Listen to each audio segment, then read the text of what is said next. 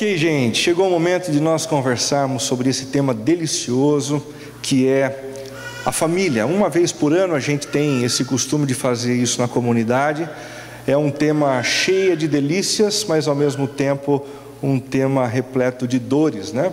Uma das maiores dificuldades de conversarmos sobre família reside no fato de termos de tocar em algumas áreas profundamente delicadas. Sempre que a gente para conversar, é necessário criar alguns cenários na nossa cabeça para que a gente entenda a relevância do que Deus diz num contexto bem específico da nossa casa, da nossa família. E eu sei que isso pode fazer com que você, em alguns momentos, tenha a sensação de que eu estou falando de você e da sua família.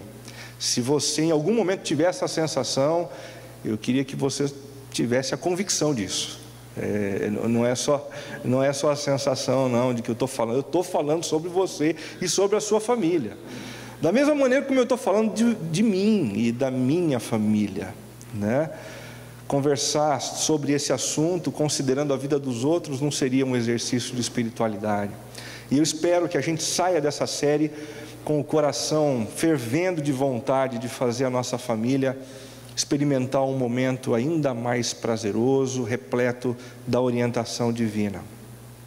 A dor de conversarmos sobre alguns desses temas pode dar origem ao prazer de termos uma família harmoniosa e feliz. É melhor que algumas coisas deixem a gente dolorido agora, para que depois a gente desfrute da felicidade. Quem não quer passar pelo processo de reinvenção e de repensar de algumas posturas agora, acaba sofrendo durante o restante do tempo em família, na relação conjugal e na relação com os filhos.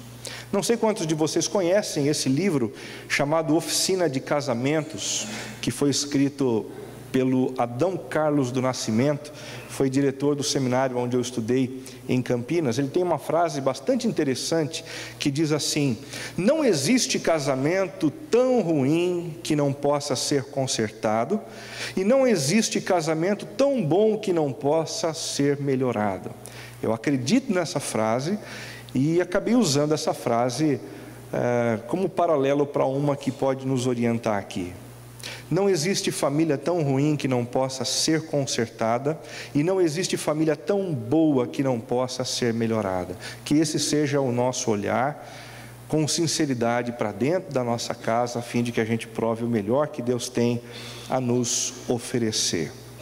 Para que a gente entenda o que anda acontecendo com a família, eu queria um pouquinho da sua atenção, para a gente fazer um resgate histórico que fornece alguns recursos importantes para a gente perceber o porquê que a família tem sido tão maltratada nos dias atuais. Percebam comigo. No início da modernidade, uma promessa positivista fez convergir todas as esperanças e expectativas sociais. Que promessa é essa? A promessa de que a ordem geraria o progresso. É exatamente essa promessa positivista que se encontra no centro da nossa bandeira nacional, né? Isso faz parte do movimento positivista da modernidade. Se nós organizarmos o mundo, se nós enchermos o mundo de escolas, de instituições, de sessões, se nós tivermos regras e procedimentos, então a gente vai construir um mundo perfeito, um mundo melhor, onde as pessoas não provam de problemas, mas apenas desfrutam da alegria e da felicidade. A crença nessa promessa fez com que a sociedade atribuísse um enorme valor a todo e qualquer tipo de instituição, bem como as suas regras e procedimentos. Lá na modernidade, depois da Revolução Industrial, começa esse movimento das pessoas investirem no surgimento de alguns movimentos políticos, de alguns movimentos de organização dos bairros, sempre debaixo da premissa de que se nós organizarmos tudo, se nós fizermos organizações e instituições, nós redimiríamos o mundo no qual a gente vive. No entanto, como a promessa da modernidade não foi cumprida, e a criação de algumas organizações não gerou a paz que a gente tanto esperava. Uma verdadeira aversão, preste atenção, uma verdadeira aversão pelas instituições tem crescido e caracterizado o que chamamos de pós-modernidade. É nesse período histórico que nós estamos vivendo.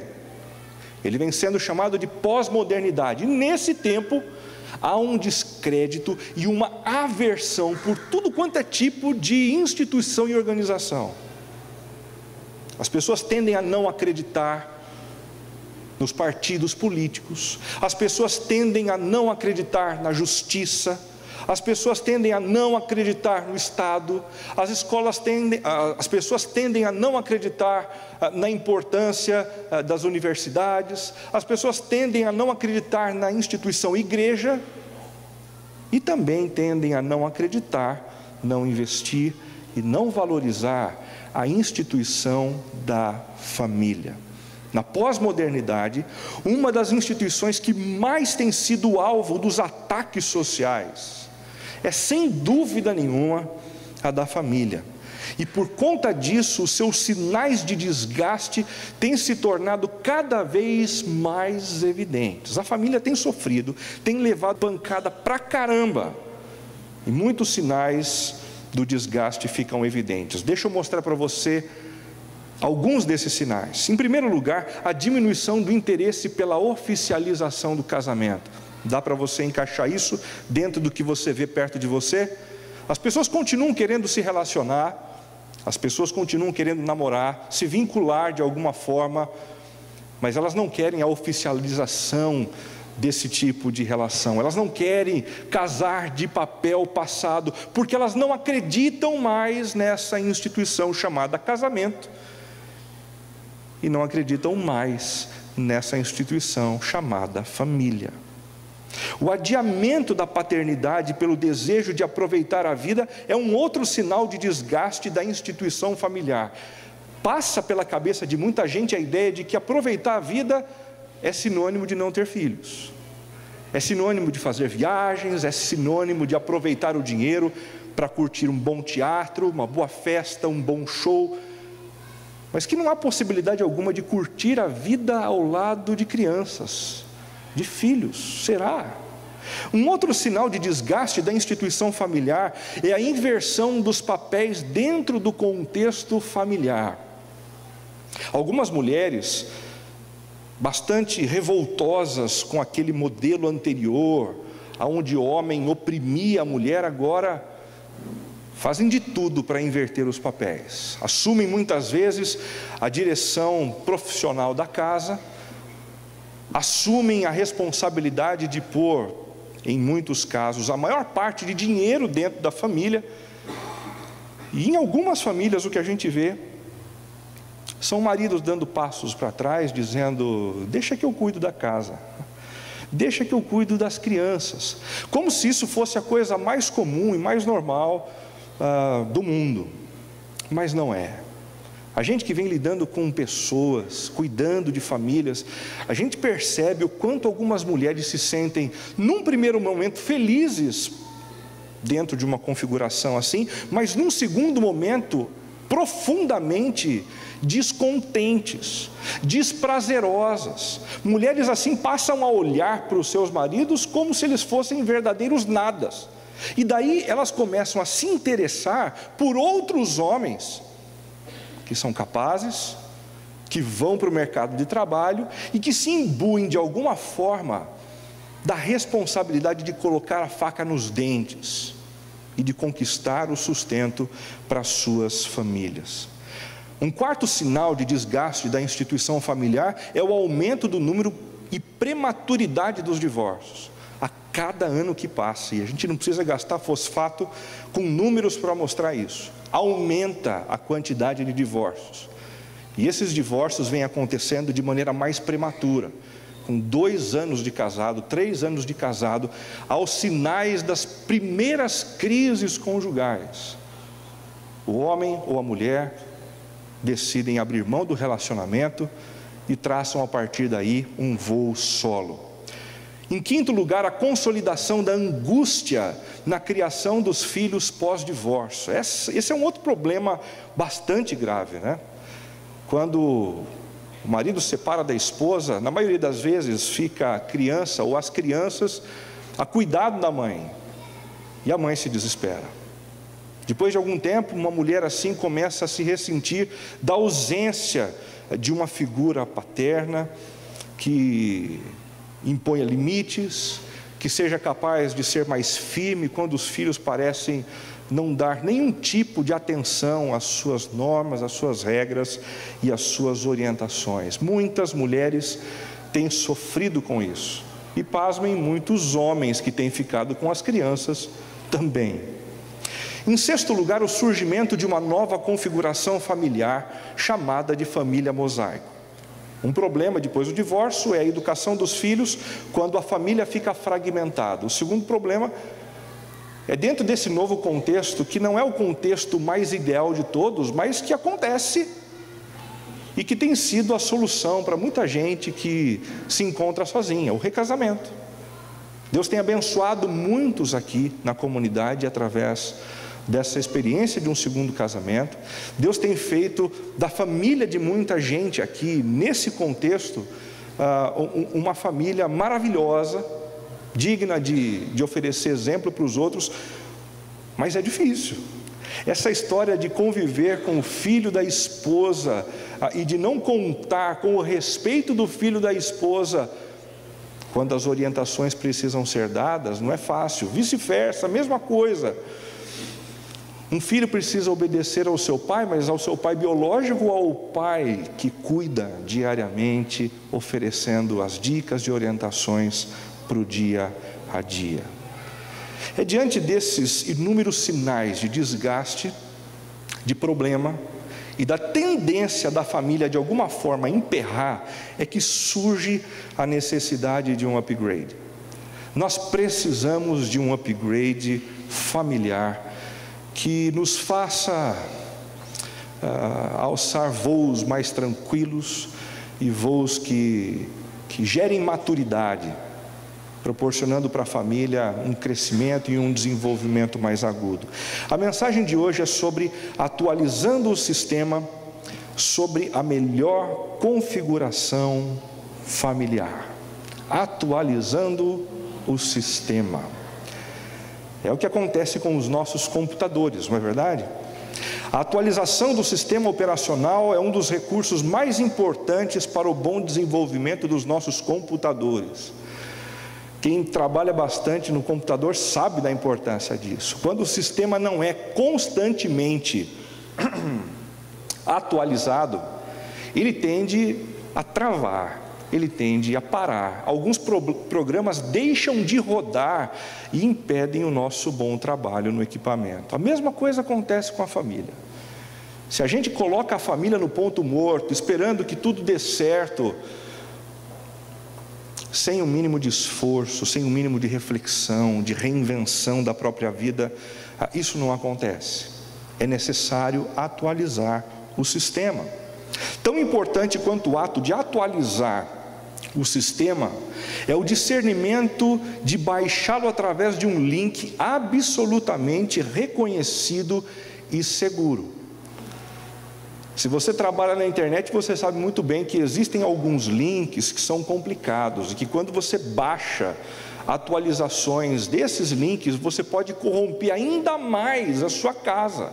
Muita gente tem corrompido a sua família fazendo o download de informações e orientações vindas da cultura, vindas da Rede Globo, vindas da revista Veja, vindas das novelas e dos filmes, dos seriados de cinema. E em muitos casos isso tem contribuído de maneira maléfica para arruinar a família de muita gente.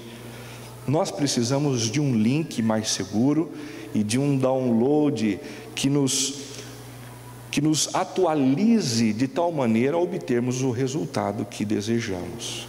É para isso que a gente olha para o texto bíblico, que possui as orientações corretas, é palavra do Senhor que orienta a nossa família. O texto de 1 Timóteo capítulo 5, A partir do versículo de número 1, é o texto da nossa reflexão nesta noite. Acompanhe comigo.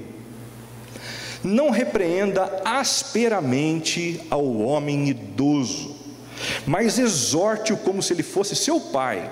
Trate os jovens como irmãos, as mulheres idosas como a mães, e as moças como a irmãs, com toda pureza. Trate adequadamente as viúvas que são realmente necessitadas. Mas se uma viúva tem filhos ou netos, que estes aprendam primeiramente a colocar a sua religião em prática, cuidando de sua família e retribuindo o bem recebido de seus pais e avós, pois isso agrada o Senhor. A viúva realmente necessitada e desamparada põe sua esperança em Deus e persiste dia e noite em oração e em súplica. Versículo de número 6. Mas a que vive para os prazeres, ainda que esteja viva, está morta. Dê-lhe estas ordens para que sejam irrepreensíveis. Se alguém não cuida de seus parentes, e especialmente dos de sua própria família, negou a fé e é pior do que um descrente.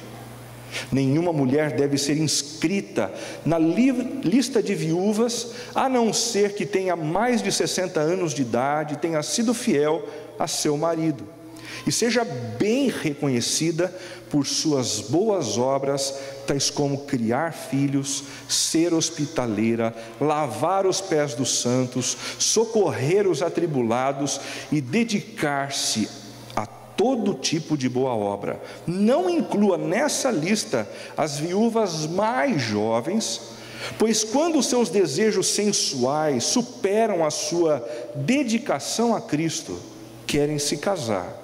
Assim, elas trazem condenação sobre si por haverem rompido o seu primeiro compromisso.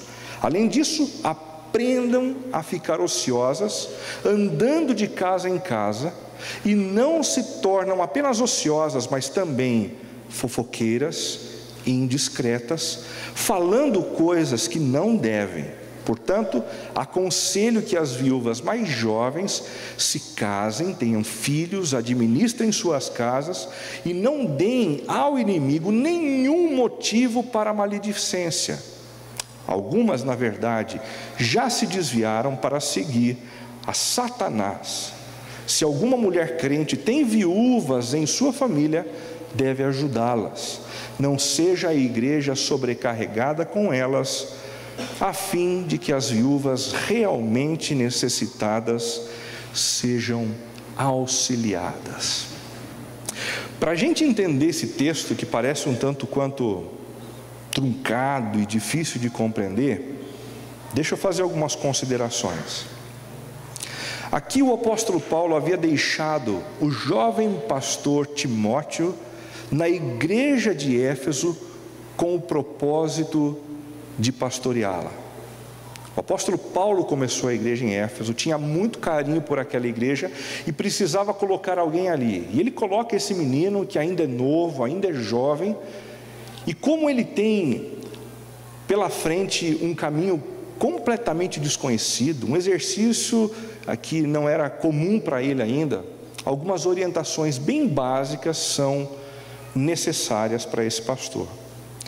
Essas orientações, ou essa série de recomendações, tem como pano de fundo toda a dinâmica familiar, ou seja, quando o apóstolo Paulo vai orientar Timóteo para o exercício do pastorado na igreja em Éfeso, ele usa como pano de fundo o relacionamento de um filho com o pai, o relacionamento de filhos com a mãe que há pouco tempo perdeu o pai.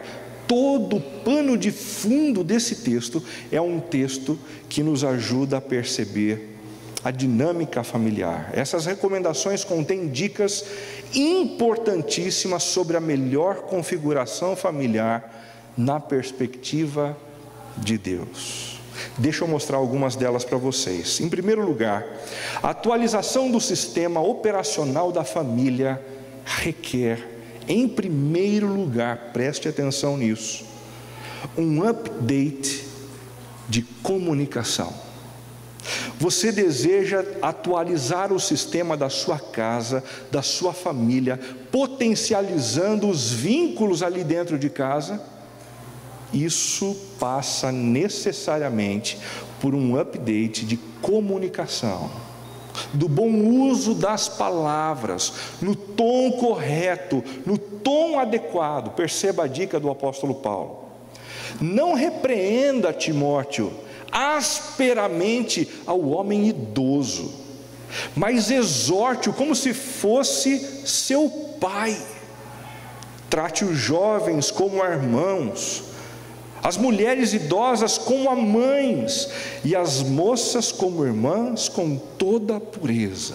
Toda a preocupação do apóstolo Paulo para que esse jovem pastor se comunique bem com as suas novas ovelhas. E o pano de fundo utilizado pelo apóstolo Paulo é a configuração ideal de uma família. Um update de comunicação familiar passa necessariamente pelo abandono das palavras ásperas, das palavras azedas, das palavras que destroem. E como a família tem sido afetada por palavras diferentes, duras, que rasgam o coração ao invés de edificar os relacionamentos. O apóstolo Paulo diz: não repreenda asperamente ao homem idoso. A primeira dica é essa: se você deseja melhorar a sua família, trate de consertar a maneira como você conversa com o seu marido, trate de repensar a maneira como você conversa com a sua esposa. Abra mão desse tipo de aspereza que mais enferruja a relação do que aproxima as partes. Em segundo lugar, esse update de comunicação familiar passa pela preservação da palavra respeitosa. O respeito é fundamental dentro de casa para a preservação das relações interpessoais.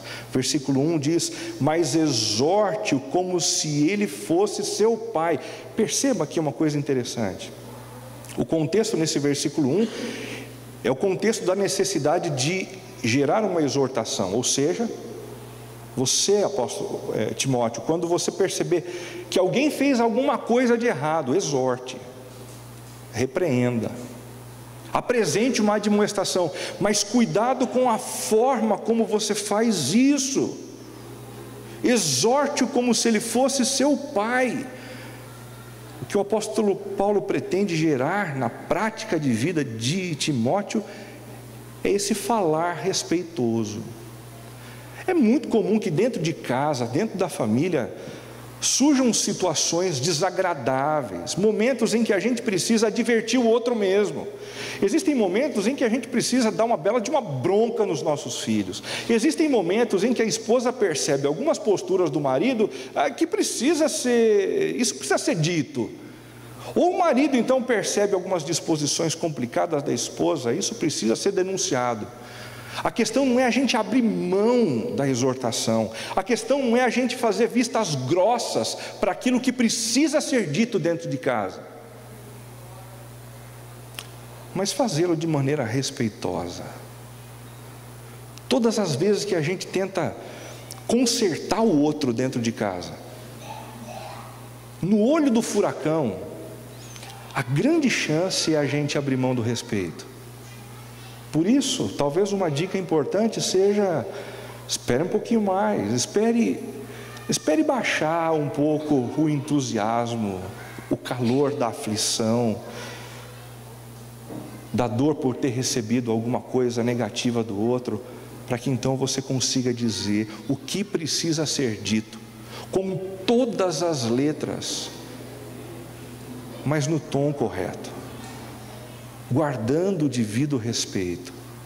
O erro de quem convive com você dentro de casa não lhe dá o direito de romper com o respeito, não lhe dá o direito. O update de comunicação familiar também passa pela rejeição da palavra mentirosa. Perceba o verso 2: e as moças como irmãs com toda a pureza. O apóstolo Paulo está recomendando Timóteo a sempre se comunicar de maneira pura, sempre se comunicar de maneira pura. No contexto da família, a palavra impura muitas vezes é aquela palavra repleta de mentira, de histórias que não são completamente verdadeiras, de omissões. Tudo isso tem feito com que relacionamentos familiares sejam quebrados. Tudo isso tem feito com que os vínculos se rompam cedo demais. Nós precisamos de uma atualização no sistema. Eu preciso disso dentro da minha casa. Você precisa dessa atualização dentro da sua casa. E para isso, comece por um update de comunicação. Abra mão da palavra áspera. Preserve a palavra com respeito. E também rejeite qualquer tipo de palavra mentirosa. O segundo update que eu quero mostrar para vocês é o update do tratamento. Nós precisamos nos comunicar de uma maneira diferente e precisamos também nos tratar mutuamente dentro de casa de uma forma diferente.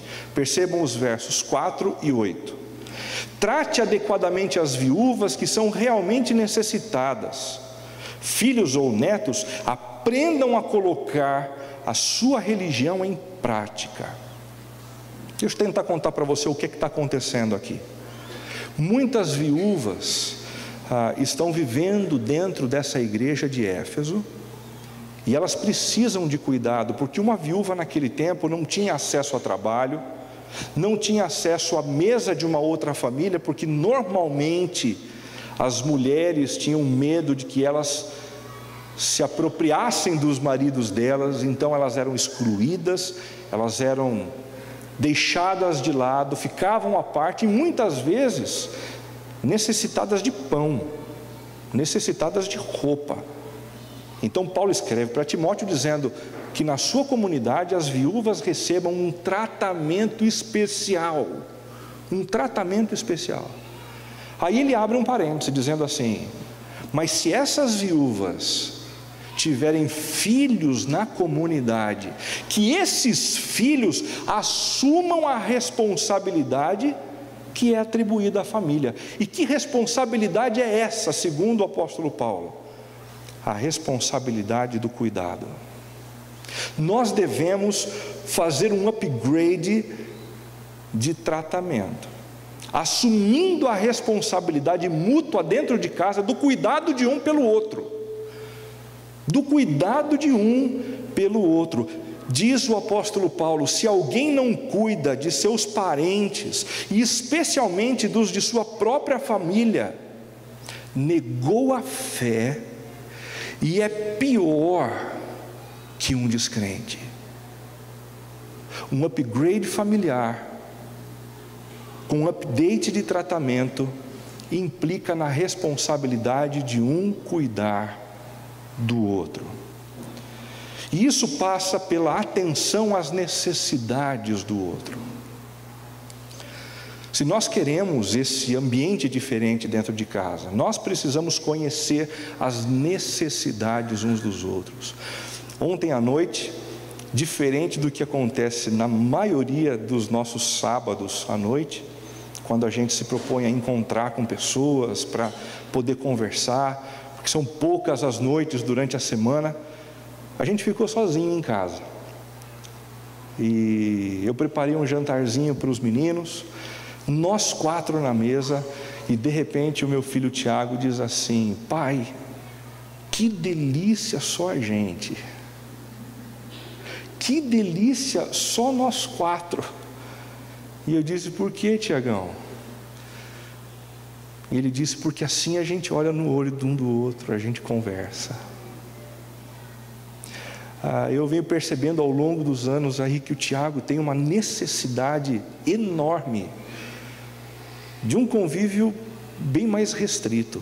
Sempre que ele se encontra no meio do grupão, ele se perde, ele se cala, ele faz com que as suas necessidades fiquem escondidas. Mas quando a gente fica sozinho com ele, ele se abre, ele fala, ele se sente bem.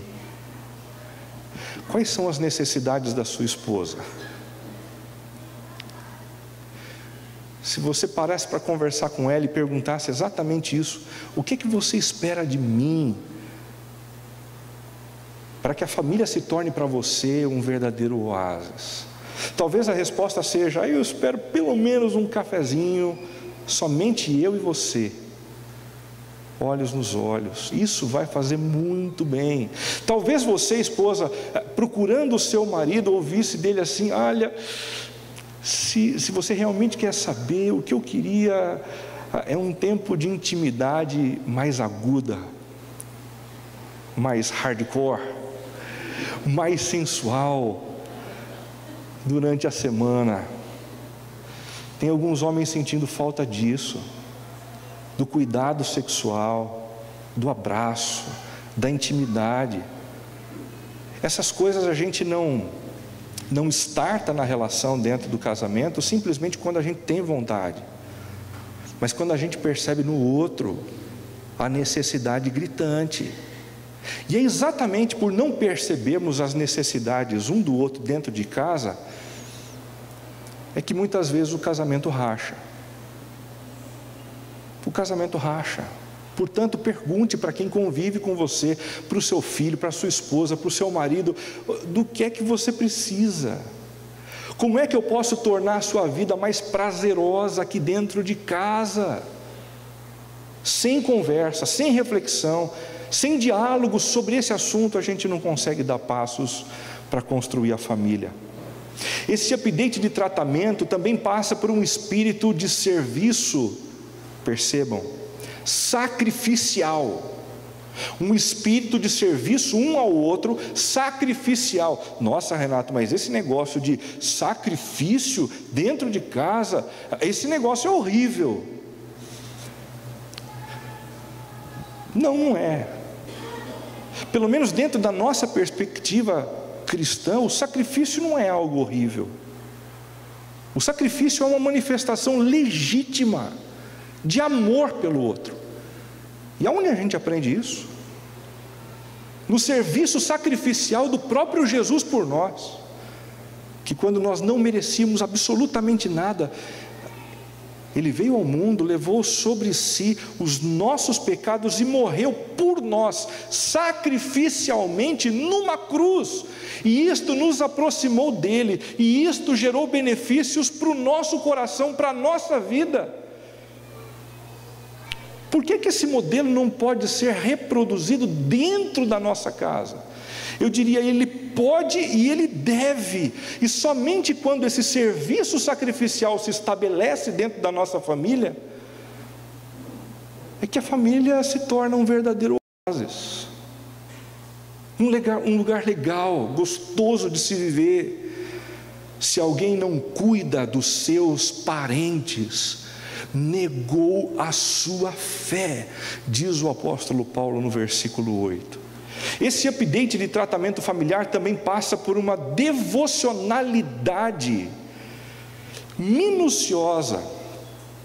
Eu quase que escrevi sobre isso aqui. Uma devocionalidade mundana. Por que minuciosa e mundana? Porque nós não podemos ter uma devoção a Deus simplesmente nesses momentos de domingo. Se a nossa espiritualidade funciona apenas aqui, de domingo, das 7 às 8h30 da noite, esse negócio não é verdade, não tem impacto sobre a nossa vida. Nós precisamos de uma devocionalidade de segunda a segunda, às 24 horas do dia, aonde tudo o que eu faço para o meu Deus. Aprendam, diz o versículo 4, a colocar a sua religião em prática. Aprendam a colocar isso, sacrificialmente, servindo o outro dentro de casa, Qual é a sua necessidade, meu amor? O que você espera de mim? Como eu posso tornar a sua vida mais fácil? Quando marido e mulher fazem isso, quando os filhos tendem a andar nessa direção, o lar se torna um verdadeiro oásis de Deus para a nossa vida.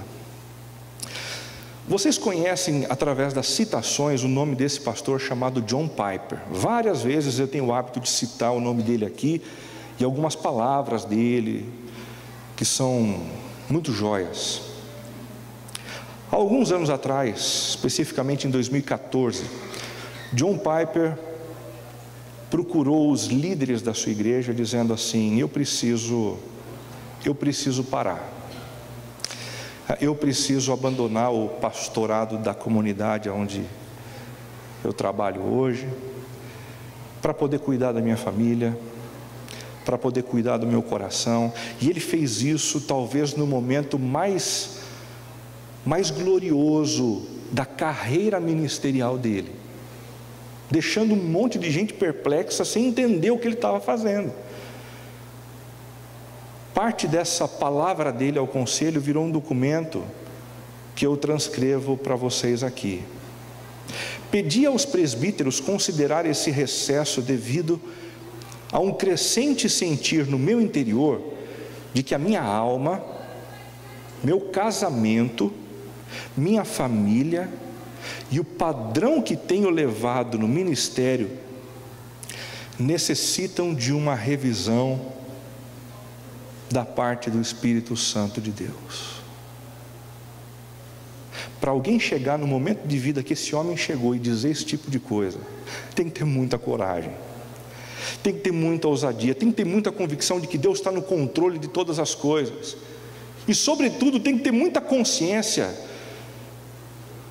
de que, por mais que a gente tente, existem áreas da nossa vida que se a gente não se dedica a elas na intensidade que elas pedem, o resultado que a gente tem no final das contas é divórcio, são filhos à parte da fé, longe da igreja.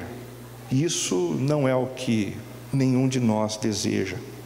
Pessoalmente, diz John Piper, vejo esses próximos meses como uma espécie de recomeço do que espero que sejam os 5 anos mais humildes, felizes e frutíferos dos 35 que estamos em Bethlehem e dos 46 de casamento.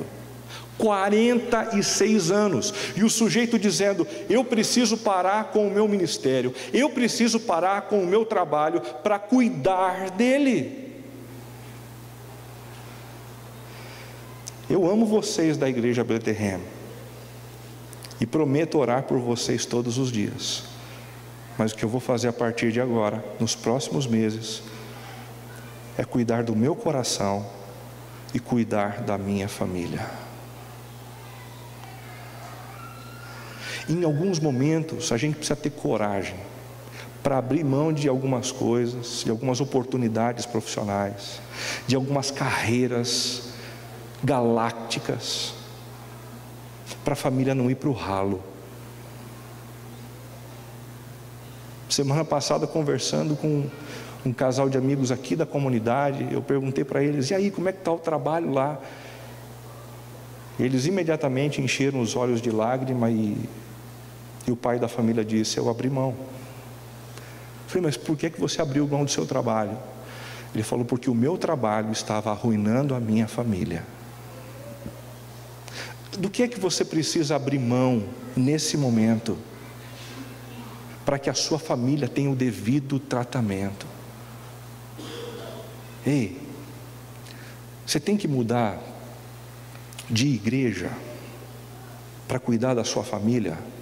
Muda, vaza. Você tem que mudar de cidade para que o seu casamento e os seus filhos continuem bem no caminho do Senhor? Ei, muda, vaza. Você tem que mudar de país para a sua família funcionar? Faça isso. Dê passos sacrificiais sempre para cuidar do seu pequeno mundo, porque afinal de contas A primeira coisa que Deus deu a você, e espera que você cuide dessa coisa, é a sua família, os teus filhos, a tua esposa e o teu marido. Em terceiro lugar, a atualização do sistema operacional da família requer um update de fidelidade. Um update de fidelidade. A gente precisa trabalhar essa coisa da fidelidade de uma forma um pouco mais ampla.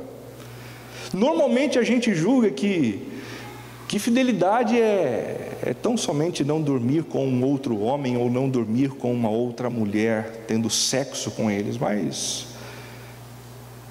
quando a gente olha para os relacionamentos conjugais, a gente percebe outros níveis e outras facetas da infidelidade. Nenhuma mulher deve ser inscrita na lista de viúvas, a não ser que tenha mais de 60 anos de idade e tenha sido fiel ao seu marido. Percebam o apóstolo Paulo aqui, pontuando o que se espera de uma esposa com relação ao seu marido e do seu marido com relação à sua esposa. Fidelidade, fidelidade, fidelidade. Existem muitos tipos de infidelidade conjugal.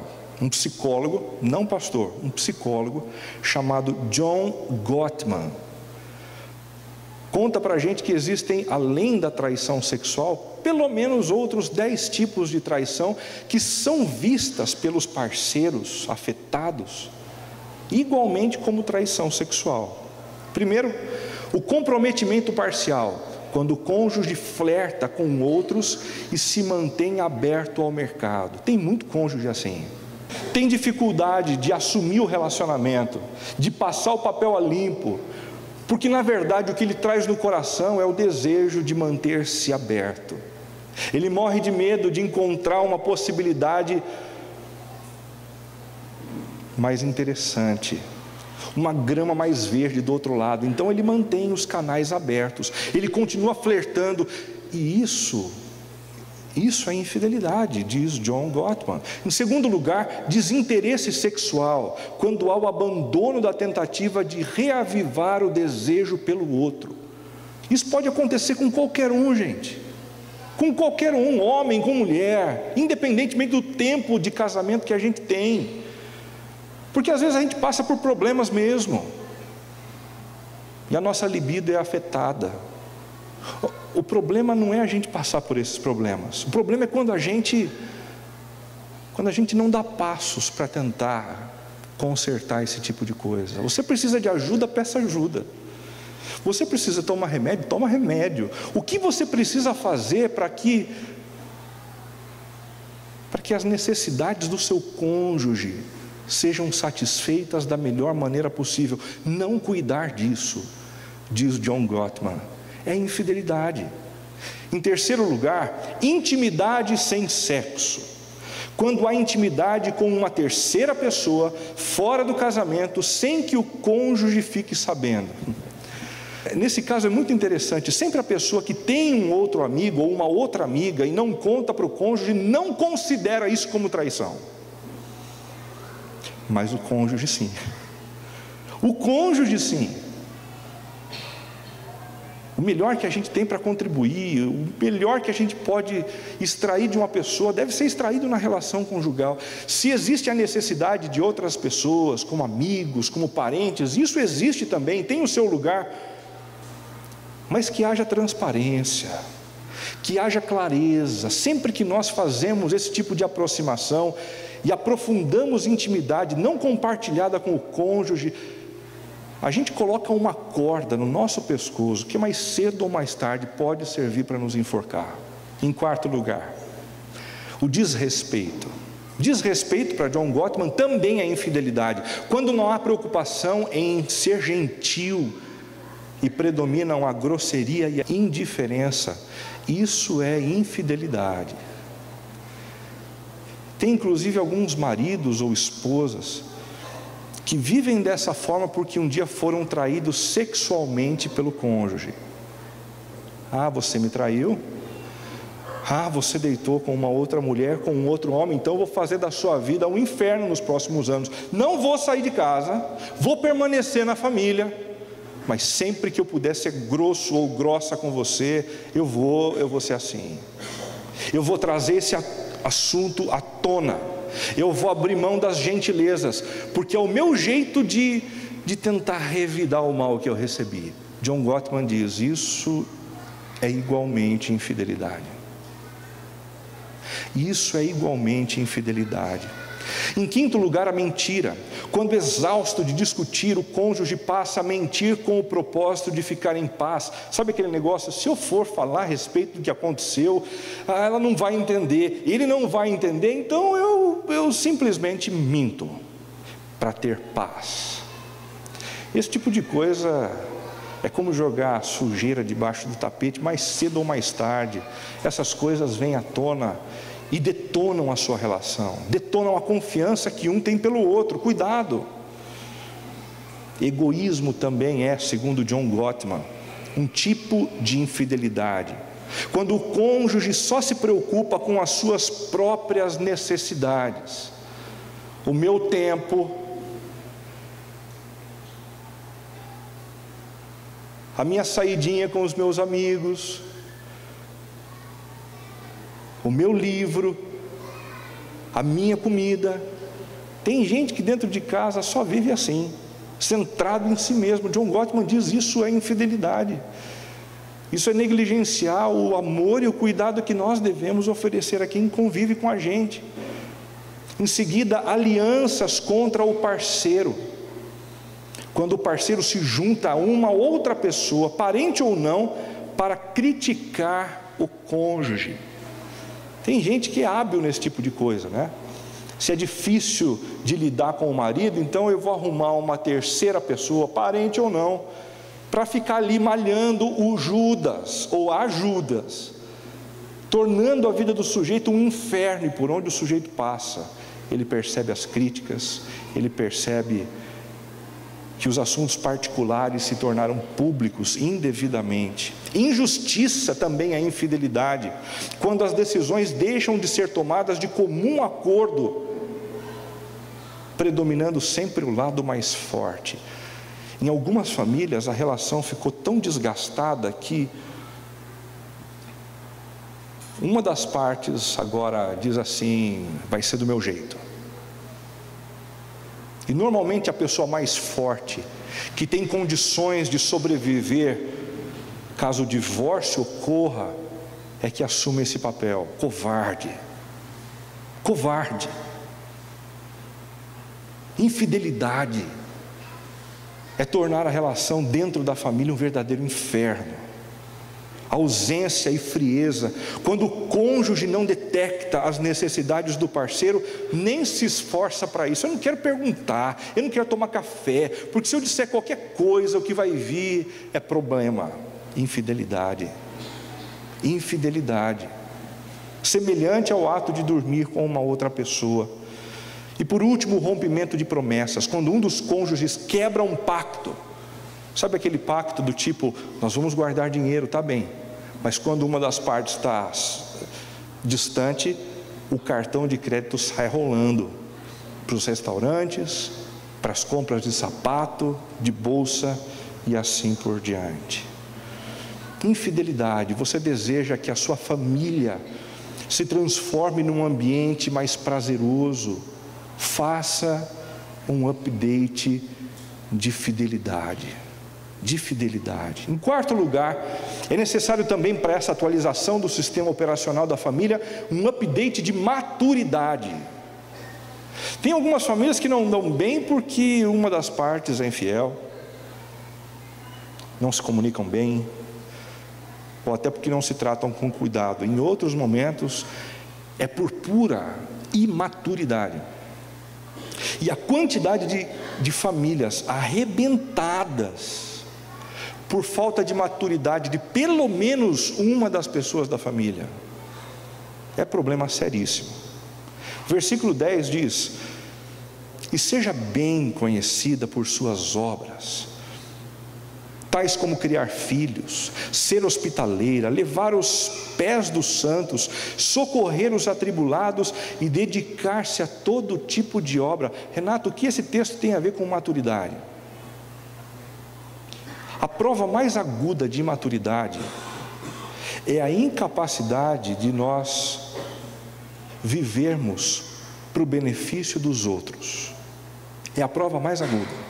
Pessoas imaturas são absolutamente autocentradas, adoram ouvir a sua própria voz, adoram prevalecer nas discussões o tempo todo, e é impossível que uma pessoa mantenha uma família feliz vivendo a partir de um paradigma como esse.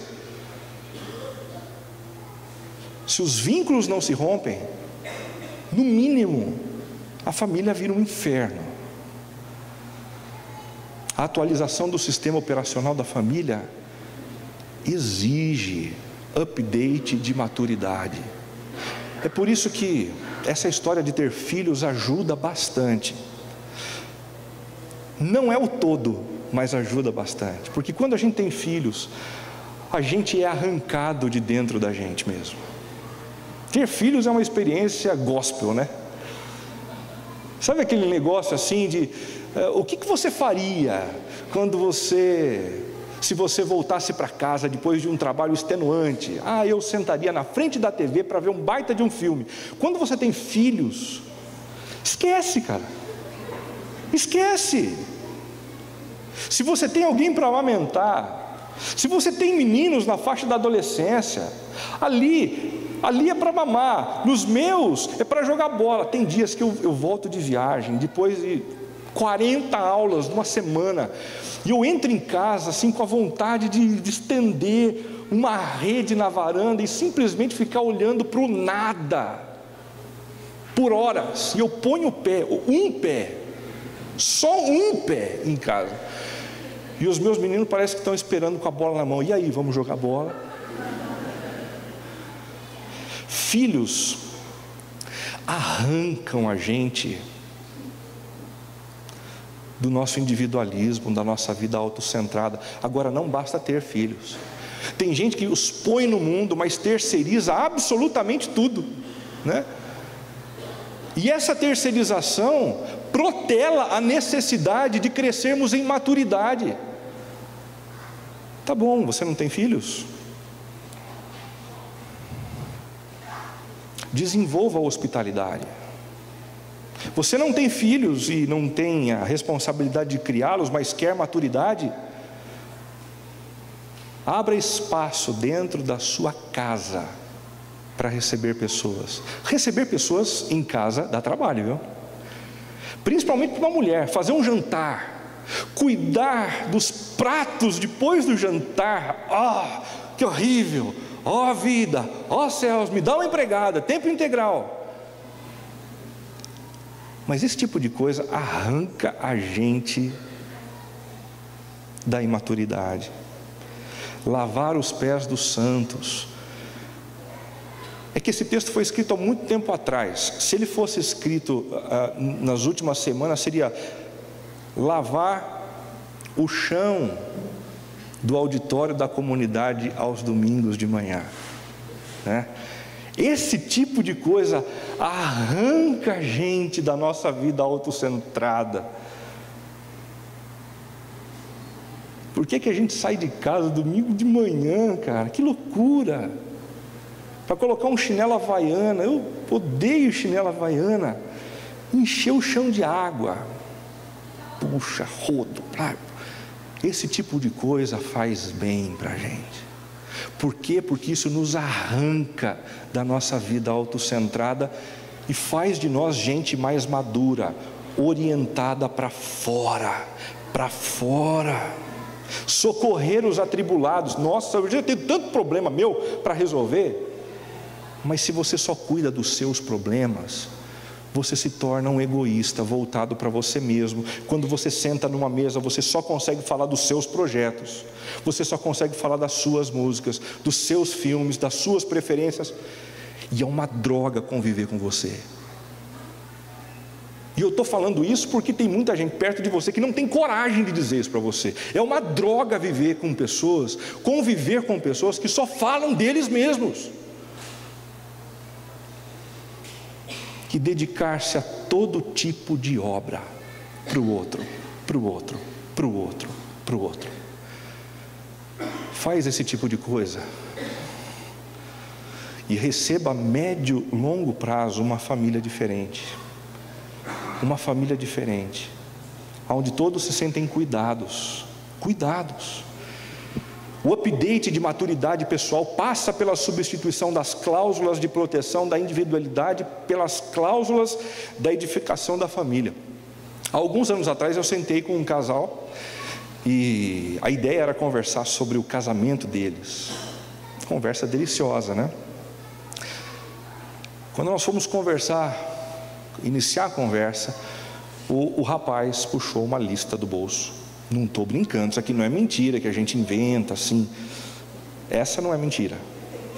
Daí ele arrancou uma folha, colocou em cima da mesa e disse assim: olha, eu vou casar, mas eu quero manter os meus jogos de terça e quinta, a minha liberdade de assistir isso, de fazer isso, uma relação enorme de coisas. Quando ele terminou de fazer a leitura, eu estava assim com os olhos estatelados. A moça olhou para mim, imediatamente olhei para ela e falei assim: você está maluca de casar com esse cara? Ele disse: Renato, o que você está falando? Eu falei: é isso mesmo, rapaz. Você não quer casar com ninguém, e se essa aqui fosse minha filha, não deixava casar com você.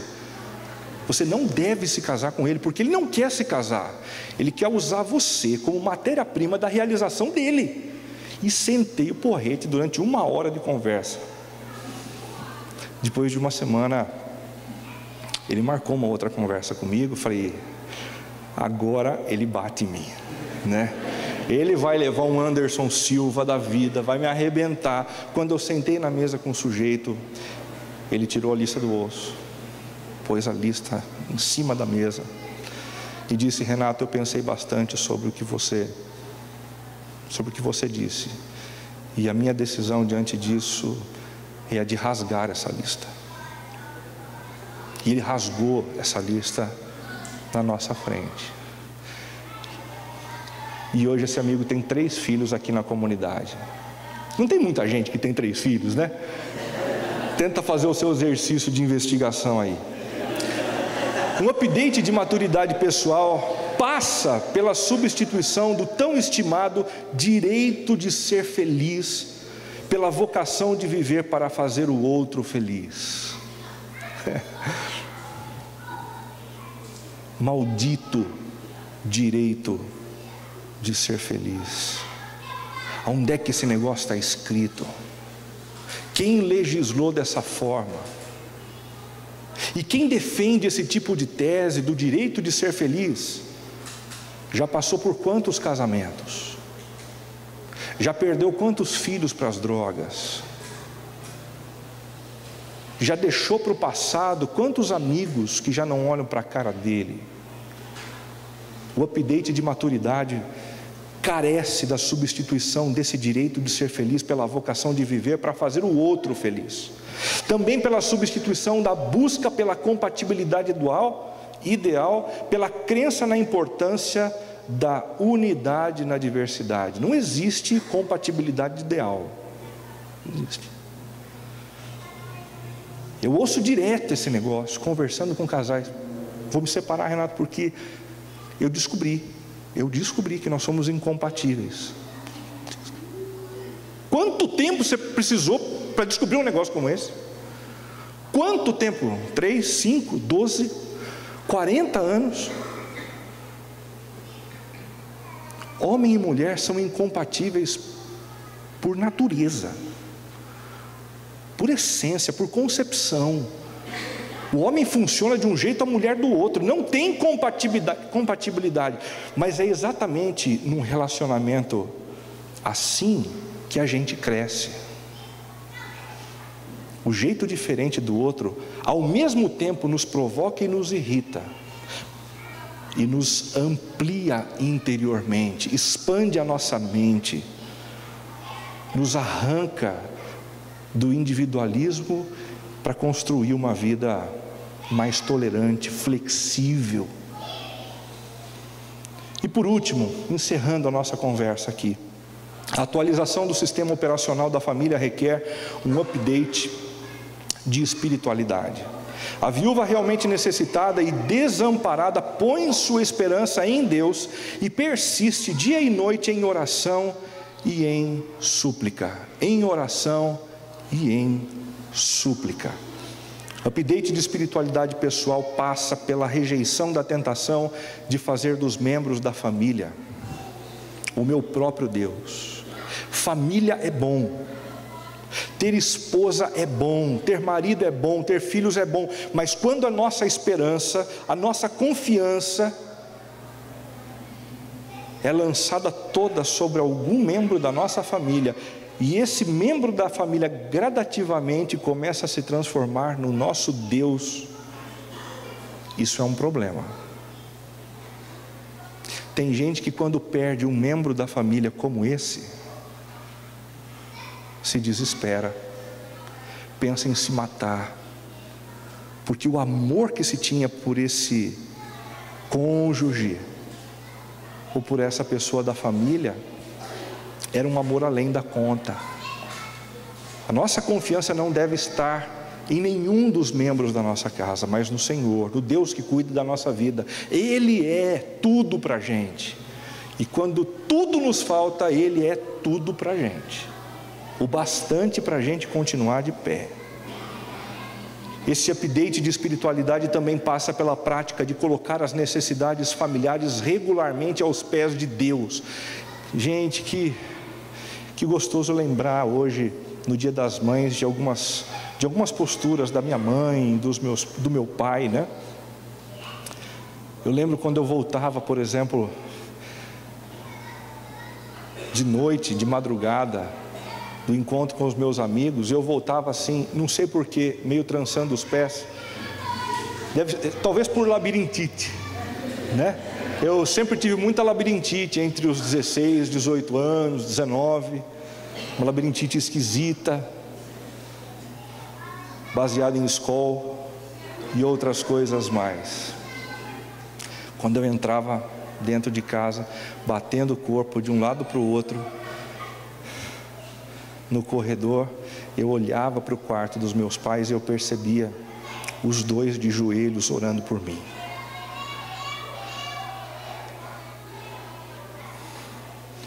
Isso fez diferença na minha vida. Isso fez diferença na minha vida. Você tem orado pelos seus filhos? Você tem dobrado os teus joelhos por eles? Você tem orado para que eles tenham uma boa esposa, um bom marido? Você tem orado para que eles nasçam? Esse tipo de postura é fundamental para construir uma família segundo o coração de Deus. E esse update de espiritualidade pessoal passa tanto pelo exercício regular das práticas espirituais no âmbito pessoal, como também no âmbito coletivo. Não basta vir à comunidade. É preciso em alguns momentos a gente entrar no nosso quarto, fechar a porta e só a gente ter o nosso tempo com Deus. Faça isso e a tua família vai crescer. Faça isso e o teu ambiente familiar vai ser muito melhor do que o ambiente que você tem hoje, por melhor que seja o ambiente que você já construiu até aqui. Porque a construção da nossa família tem tudo a ver com a espiritualidade que a gente tem desenvolvido ao longo da vida. Diante do que conversamos hoje, faça uma avaliação criteriosa a respeito da sua postura familiar e arrependa-se dos seus pecados. Existem coisas para se arrepender, se arrependa. Aproprie-se do perdão de Jesus e clame por uma intervenção transformadora dele em sua vida. Ele pode fazer isso por você. E por último, elabore uma agenda de oração por sua família, contendo as suas preocupações, medos e aspirações. Se você fosse elaborar essa agenda agora,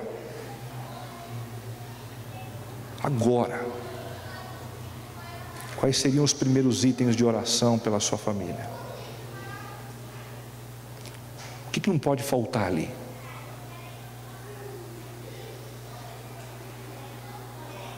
Chegou o momento da gente fechar os nossos olhos para conversar com Deus e pedir a força dele para a gente cuidar do nosso pequeno mundo. Feche os teus olhos.